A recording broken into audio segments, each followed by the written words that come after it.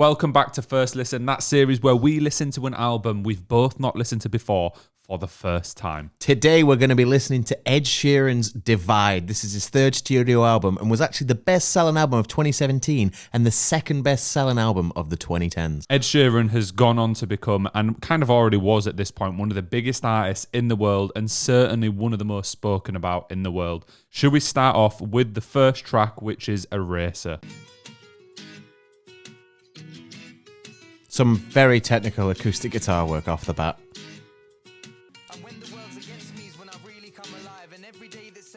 Sometimes I forget just how rappy Ed Sheeran is. Bro has bars. He has bars.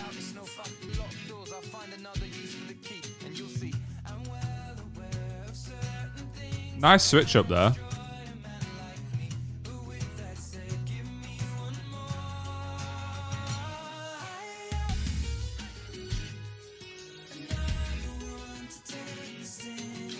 Those drums sound so big.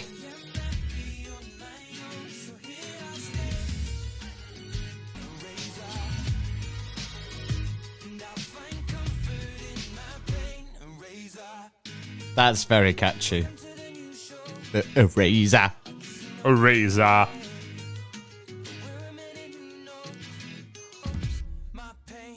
Eraser.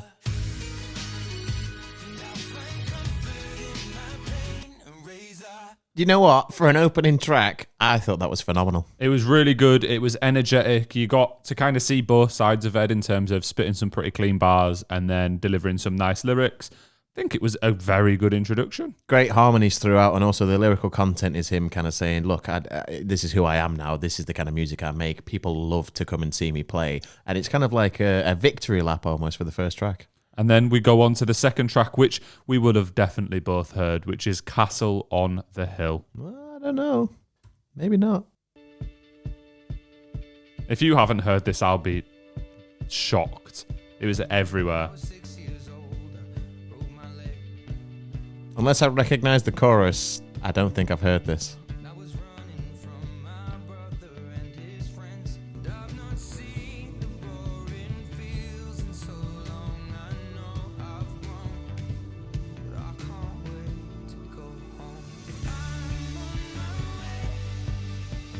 You know it now? Yeah.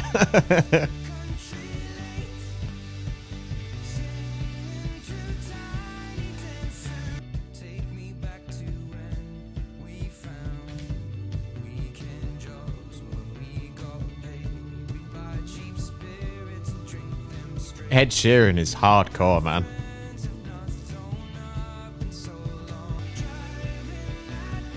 I like how the melody carries on, but the chorus just feels different. But it's still the same melody being continued from the verse.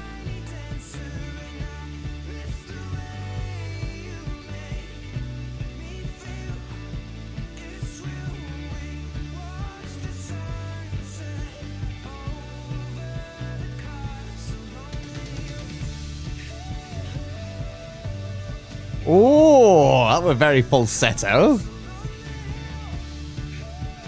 Is that Ed? Is that Ed? I don't think that's Ed. Can he do that? Wow, okay. Pop off, Ed, I guess. Bro's got pipes. Yo, what the hell, man?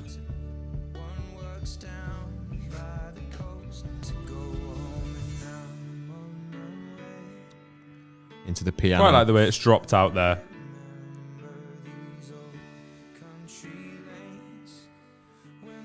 Are we going to get a big crescendo now? Yeah!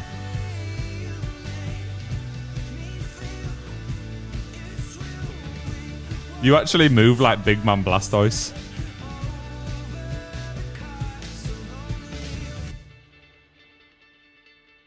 Well, I can see why that was so commercially successful. Very catchy, but I tried listening to it kind of for all the different elements, and the drumming was really good, especially in the first section of the song.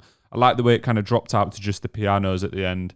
I also actually quite like the story. It felt very British high school, drinking on fields, getting pissed, having your first kiss, no.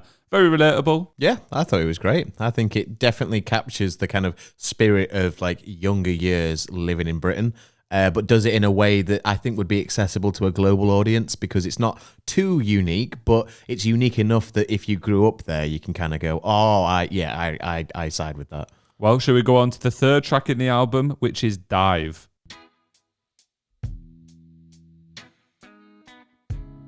It's a cool introduction. It sounds very different to the first two already. Oh, bit of a deeper voice for Ed now.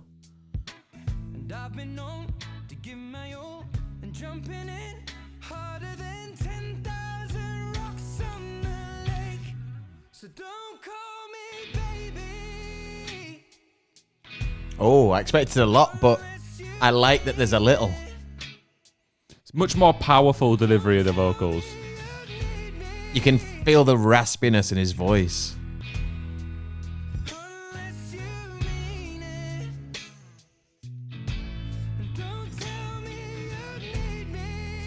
I'm really liking this style of singing from Ed. Yeah, it's nice. I like the style of singing, but I also like what's going on with the instrumental. There's just little guitar licks. It's and just enough. There's not too much going on.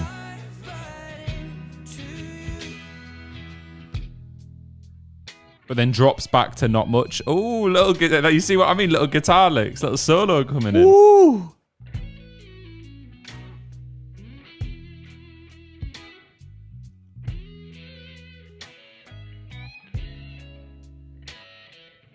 You know, solid guitar solo. Solid guitar solo.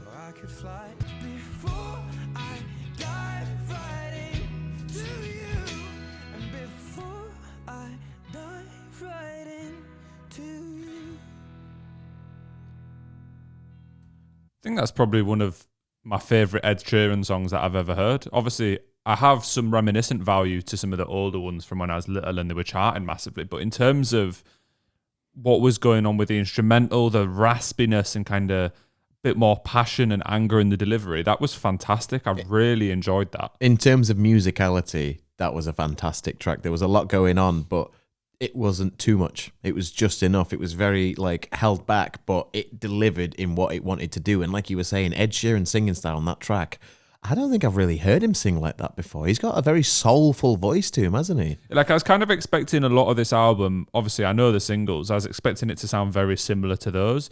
This was a nice surprise and went in a direction in which I didn't think we'd see on the album. But up next, we have a classic in Shape of You. And this is one that I don't think anybody has ever missed. I love that because it's just somebody playing the fingers on the guitar.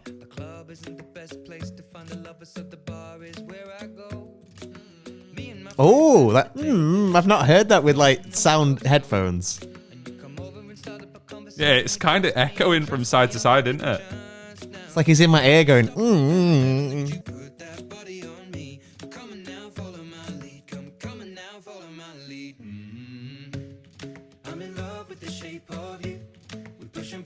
I've never really considered the lyrics of this song so much, but then like listening to that, like I'll pull you closer to me, I'm in love with the shape of you, and there's just randomly Ed Sheeran in the background going, This guy's actually kind of, he's doing that sexy talk. I feel like we're listening to Bruno Mars again. A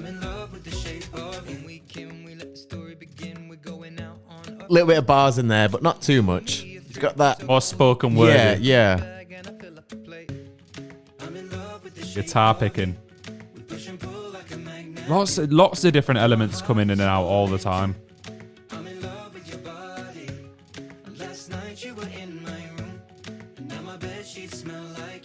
Oh, that guitar picking is so minute, but it adds a lot. It does make you want to dance, doesn't it? Let's be honest.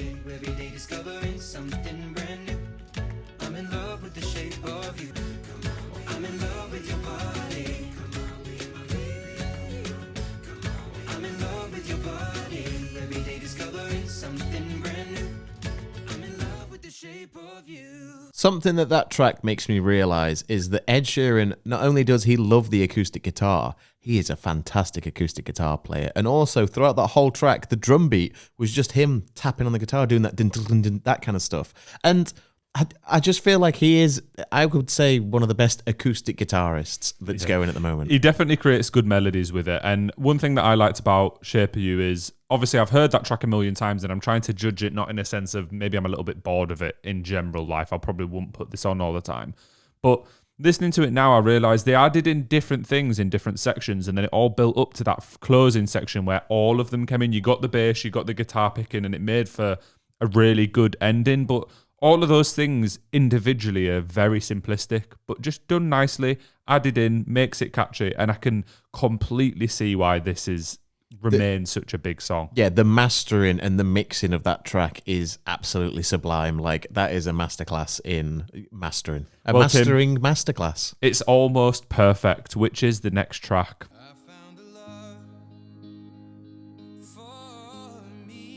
Bit more of his gospel-y vocals again. Do you not know this? What? Maybe. I don't know. I don't know track titles a lot, so we'll see. This is a proper heartbreaker, like proper. Well, proper love song. Mm-hmm.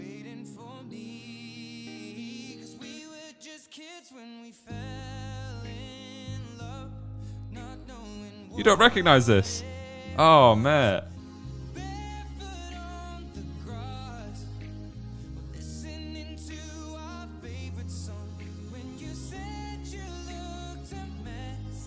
Something about that lyric there, when it's a song that you can definitely see people like doing a slow dance to at a wedding or something. And in that song, it then says, us dancing to our favourite song. It kind of feels meta because, like, this is probably some people's favourite song to dance to, and they're listening to the song saying, let's dance to our favourite song, which is this song. They'll be looking at each other saying that lyric whilst dancing, having like the best moment of their listening life. to this song, which is their favourite. That's like a what's it called? Inception level lyrics. That is really good. And if this is your favourite reaction to an Ed Sheeran album or not, hit like and subscribe. It might be the worst you've ever seen, but I hope it's good enough for you to hit like and subscribe. Simple guitar again. Nice simplistic bass line. Proper light. Light is out. Yeah. Light is out.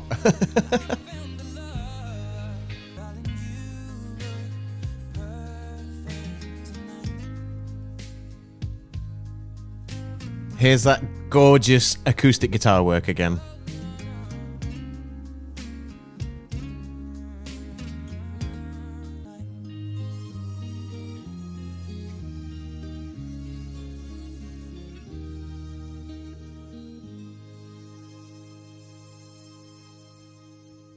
I'd say that that's probably the most simplistic song so far in some ways in terms of lyrics and just the vocal delivery. There's maybe not quite as much going on in the instrumental, although there is with the strings and stuff.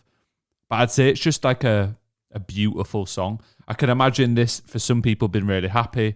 If you've been through a breakup, it could easily be really sad. You could see this in any way and draw emotion out of it. Yeah, there's great craftsmanship in this, and he's managed to capture, like you're saying, a lot of emotion throughout the track, whether it be happy, whether it be sad. And I think that's something that Ed Sheeran does excel at with his songwriting, his ability to write great, catchy tunes, but also have lyricism that kind of carries this. It's not always more of a somber tone, but it depends on how you're listening to the lyrics as to how you're going to like experience the song. And I think that does show a certain level of craftsmanship. Yeah, I was going to say, I think that shows... That's a sign, at least, of good songwriting. And so far, like we're 5 songs into the album, just finished the 5th song. I've really enjoyed it. It's just kind of flowed through. I've not questioned the flow of the album. There's been a few tracks where it has just kind of died off to like a last single note. But I've always felt within that track that makes sense and is kind of necessary for the ending. So we'll go on to the 6th track on the album, which is Galway Girl. You know this one? I think I know the name, I think. But a much more energetic start straight away. I don't think I do know this one. Oh!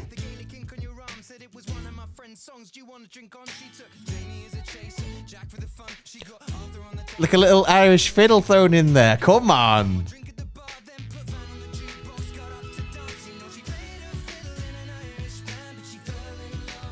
It's like classic instruments with the hip hop twist on it. That hip hop folk. Yeah.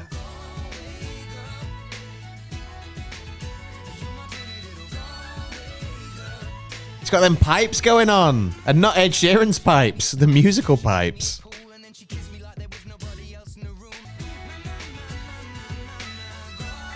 This is the type of track I could imagine you found from a smaller artist and you'd go, who is this? This is absolutely unbelievable. The use of the fiddle, just everything been so catchy and a head bop. The fact that this works in an album like this and has become so successful is absolutely insane, because everything about this is a non-standard track. You're mixing classical instruments with like new age drum beats and production, but it's all working together, and the vocals don't really match the instruments, but it works, and it's so clever. We still got half left, brother. Oh, there's a bit of venom in that. My pretty little.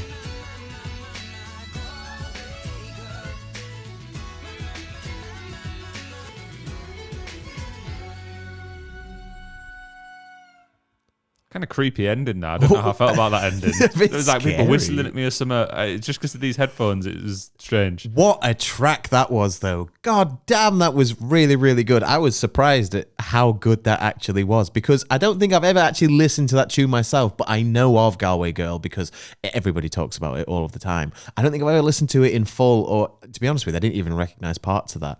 And yeah, I get it. I get it. That is a great song. As you say, it did a really good job of bringing the new age and the old age together. Ed's vocal delivery throughout was catchy.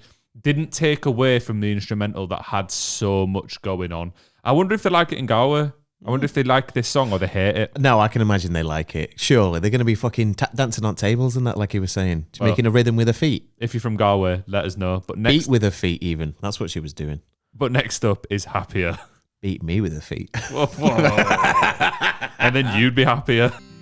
Walking down 29th and Park, I saw you in another's arm.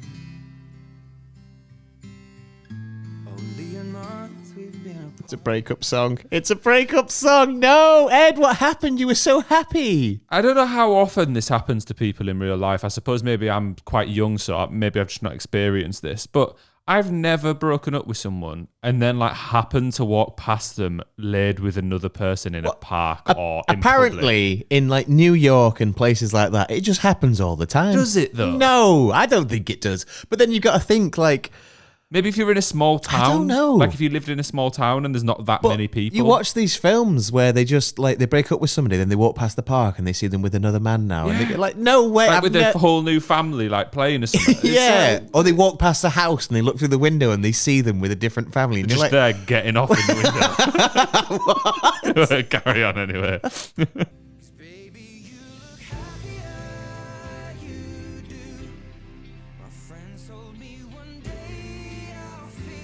Oh, it's kind of like there's a happy twist to it.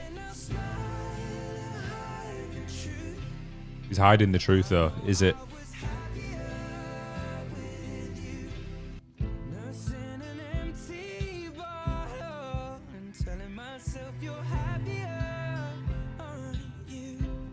When he says nursing an empty bottle, I know he means he's nursing the end of a beer. But for some reason, I had an image in my head of Ed Sheeran holding a bottle like this. It's okay, don't worry. Do you know what I found interesting about this? We did the first listen for Olivia Rodrigo not long ago, Sour, and the way that she describes breakups and seeing someone else and being like evil and quite sadistic with it, or even Taylor Swift when we did that. Ed's more like, oh, I know you're happy, I just can't get over it. Yeah, I just feel He's like shit. Fair enough. Yeah, I'm happy for you. But for me, I'm drinking this full bottle sat in the corner of my room. And it's just quite cool to see it explored in a different way. And the thing is, he's well aware that he's the one who messed up in the relationship. Could be. Very self-admittal. This conversation, though, good songwriting.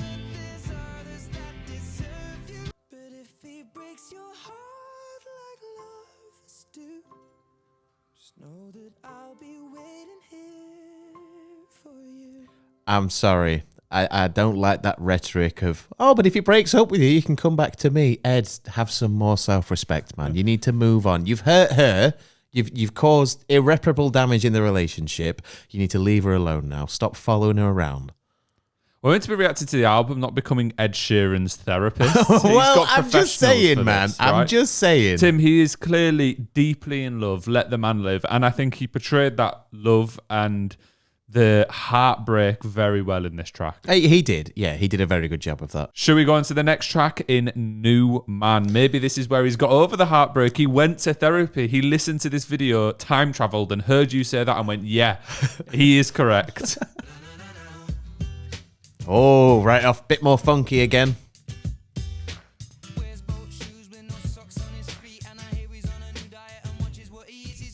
Let's just address that right now. People who wear shoes without socks, those shoes are honking. I don't even care. That's some stinky ass shoes. Whoa. Never mind the stinky ass shoes. Jesus Christ. Again and I start hearing about arseholes being bleached. I was not expecting that. Did he say what I just thought he said? Yeah, I think so. Let's check. Let's just roll it reload back. that. Reload. Yeah. Okay. Fair.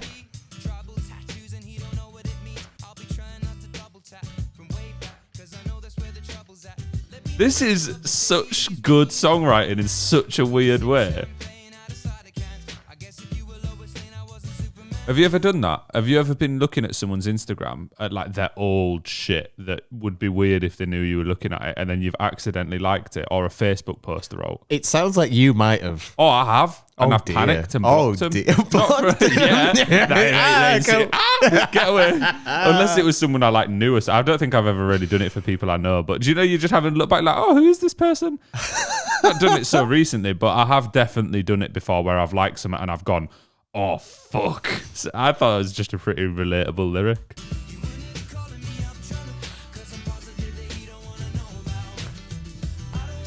I love how he censored the F word, but already talked about someone bleaching their arsehole. So why does that matter at this point? Also, we thought New Man would have been about Ed Sheeran becoming a new man, but he's talking about her new man, who he was referencing in the previous song. So maybe saying, you're happier, good for you, but he's actually a wrong un. This guy's a dickhead.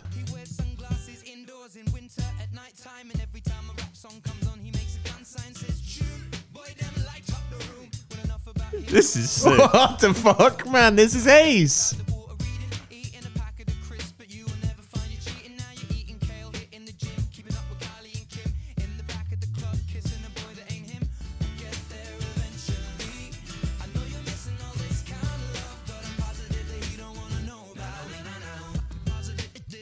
Oh.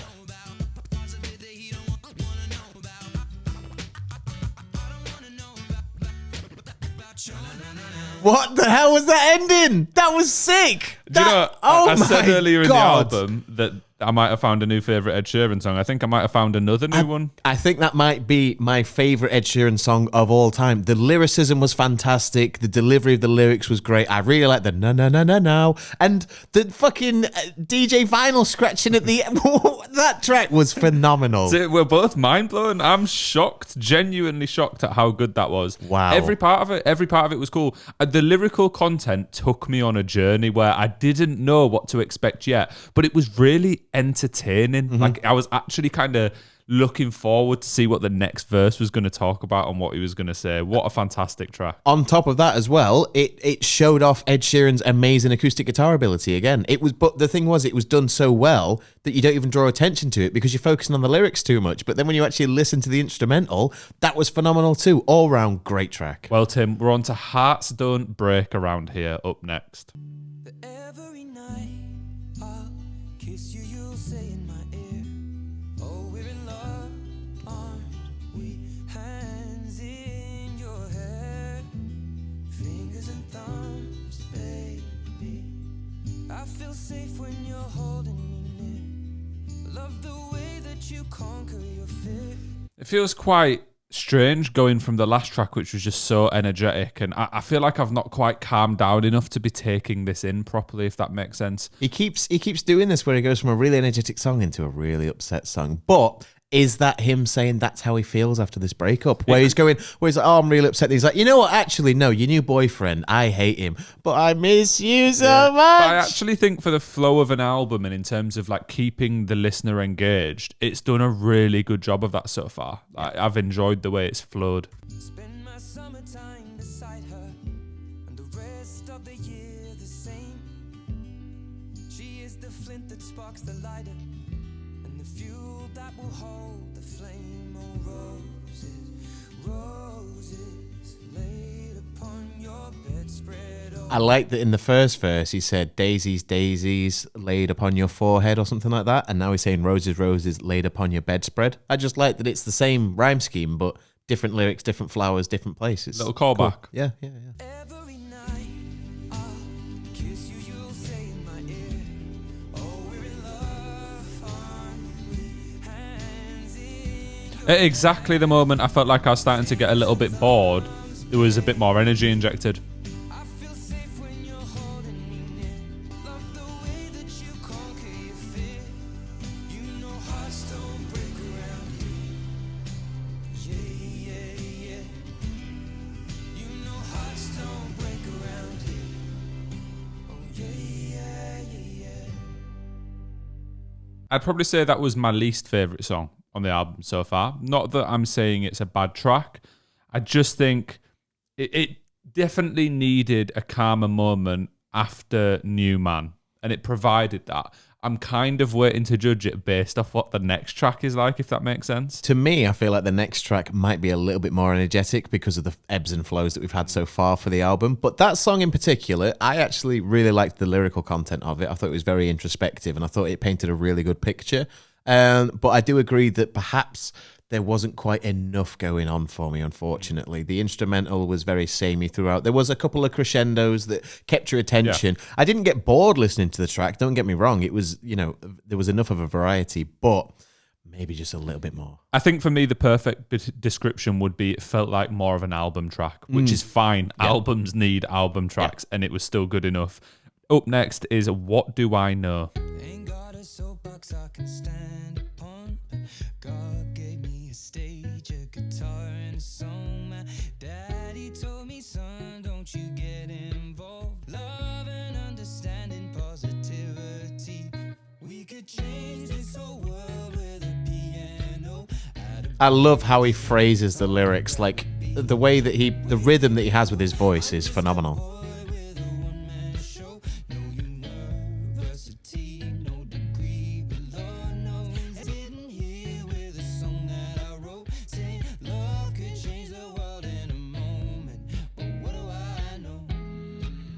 Loves a good hum. Loves to have a good hum, does Ed Sheeran. Ed Sheeran. This is me when I get home and the slow cooker's not on.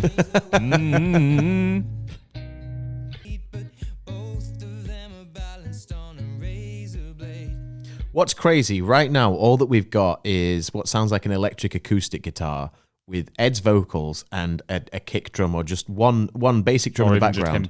Thumping a guitar, probably, and even that, he's managed to make that sound catchy, and he's managed to make it sound energetic whilst at the same time being kind of somber.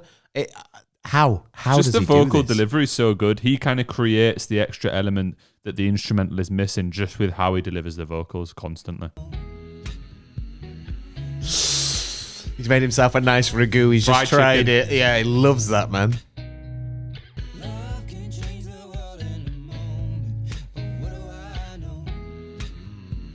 Delicious. Me when I walk into the local curry house. That song was a bit strange to me, to be honest. I feel like it tried to be a bit revolutionary in moments with its lyrics, but it just didn't quite cut through that barrier for me. I liked the fact that the song was exactly what he was singing about. He says, I'm a one-man show, I've got a guitar, I haven't got a soapbox or anything, but I can make a tune out of just my voice and a guitar, and that's all I need. And that is exactly what he did with that track. And I started to realize it after we said how good it was that he was creating these melodies with just his voice and a guitar. That's exactly what he's talking about in this track, and I think he delivered that perfectly. So I don't agree with you. I think that was really good. It was okay. I just thought it was like, we can change the world with a piano. There was obviously references to stock markets and other things in there, like clearly taking aim at big industries and stuff, talking about change and everything. But I thought that it was just very kind of happy-go-lucky in its way of doing it, which isn't my style. I would prefer to listen to Rage Against the Machine if we're talking about changing the world. But we'll go on to the second to last track, which is How Would You Feel? You've got to have a peaceful protest every once in a while, bro. You can't just be raging against the machine all the time. Burn it down.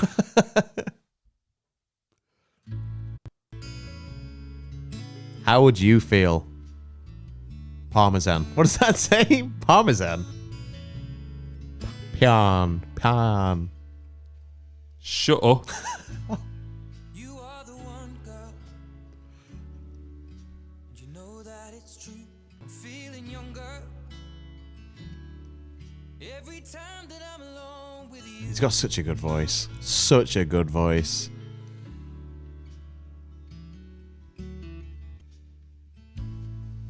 In the summer. As the lilacs. Really thin drums in the background. Just Soft brushes instead of sticks. I like that. Love flows deeper than a river. I'll be taking my time. This is a lighter song. Spending my life. Falling deeper in love with you. This is ace, this. Like, I've never heard a song and straight away kind of realised that they're just talking about, like, the honeymoon period of a relationship. And he has captured it so well. Just talking about doing little things. The next line is sitting in a car. They're talking about sitting on a roof. But that fear of telling someone you love them and will they say it back? Like, tell me you love me too. Can I say that I love you? This is so cool. I think this is my favourite of the Calm tracks already, and we've still got like another minute left. This is completely unrelated to that, but sitting on roofs, the idea of that scares me so much because in the UK we have very, very slanted roofs with very loose tiles. So doing that, bit scary. Tim, I'm thinking about love and relationships, and Tim's thinking about the tiles The moving fear on of the roof. heights. Come on. Yeah.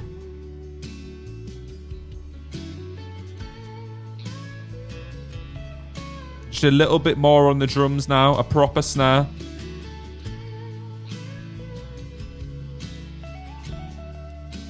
Ooh. Ooh. Just enough on the guitar solo, just enough. Not too much, just enough. Tell me that you love me too.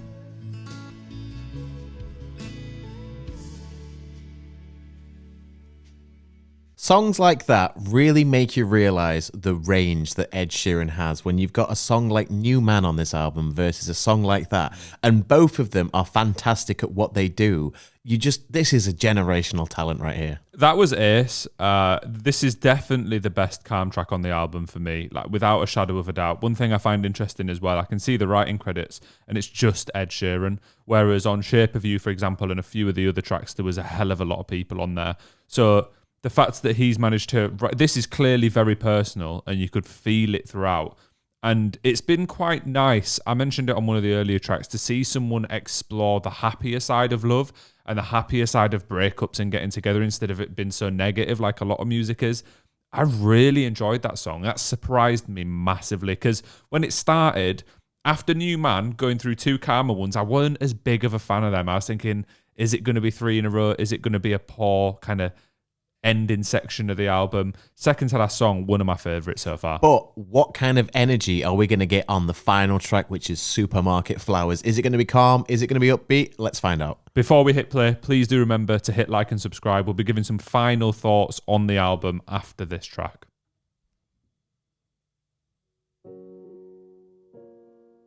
Nice little piano. Very nice.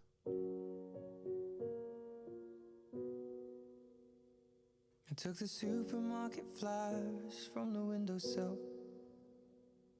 Through the day old tea. Even from the first two lines, I'm really afraid that we're just going to have watched him fall in love and now we're watching him after the breakup. No, I just said I don't like sad Ed Sheeran. Ed. Why has he done this? This is a journey, man. Packed up the photo album Matthew had made. Memories of a life been loved. Or Death. Took to get well, soon cars and stuffed animals. It is Death. Oh. Fuck. Pulled the old ginger beer down the sink. Oh, I'm in pieces, it's tearing me up, but I This is sad. It's gonna make me cry, I think. is a heart that's been loved, so I'll sing hallelujah. You were an angel in the shape of my mom. When I fell down, you'd be there. Oh no, it's his mum. You were an angel in the shape of my mom. When I fell down, you'd be there holding me up. Spread your wings as you go. When God Who's doing them deeper vocals? That's a really nice mix of the two. Oh.